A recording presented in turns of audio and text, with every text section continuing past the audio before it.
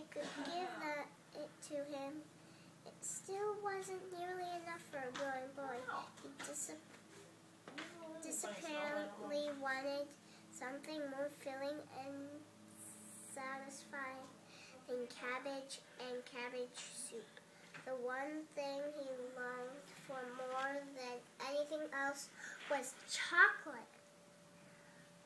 Walking to school in the mornings, Charlie could see great slabs of chocolate piled up high in the shop windows, and he would stop and stare and press his nose against the glass, his mouth watering like mad. Many times a day he would see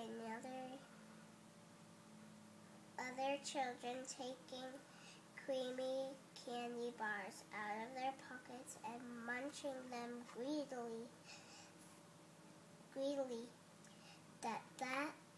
That, of course, was pure torture. Only once a year, on his birthday, Charlie Bucket ever get to taste a bit of chocolate.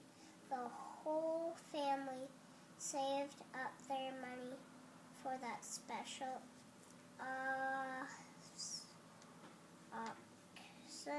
oxygen, and when the great day arrived, Charlie was always presented with one small chocolate bar to eat by himself, and each time he receives it on those marvelous birthday mornings, he would place it carefully in a small wooden box that he owned and treasured.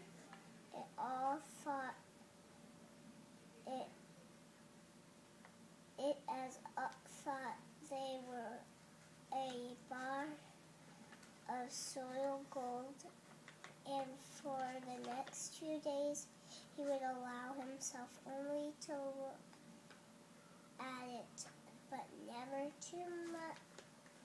never much touch it.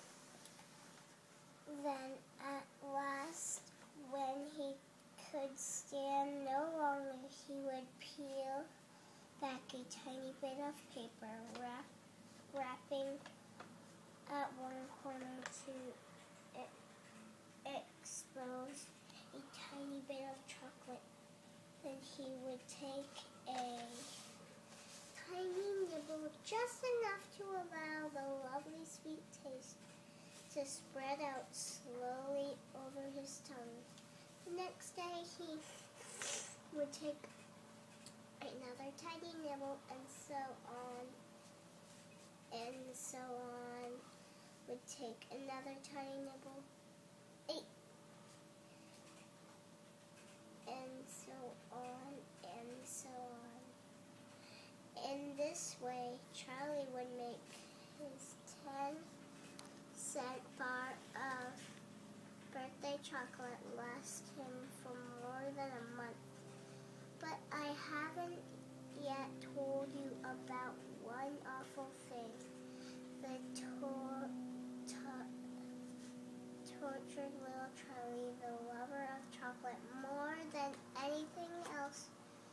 This thing for him was far, far worse than selling slabs of chocolate in the shop windows, or watching other children munching creamy candy bars right in front of him. It was the most terrible, torturing thing you could imagine, and it was this in the town itself. Actually, with sight of the house in which Charlie lived, there were an enormous chocolate factory. Just imagine that. And it wasn't simply an ordinary enormous marvelous chocolate factory. Either it was the largest and most famous in the whole world. It was Wonka's factory, owned by a man called Mr. Willy Wonka, the greatest inventor.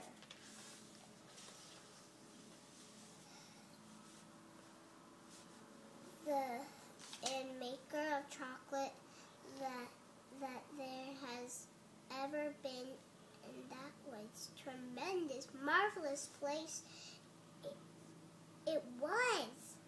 It had huge iron gates leading into it, and a high wall surrounding it, and smoke belching from its chimneys, and a strange whistling sound coming from deep inside it and outside the walls for half a mile around it.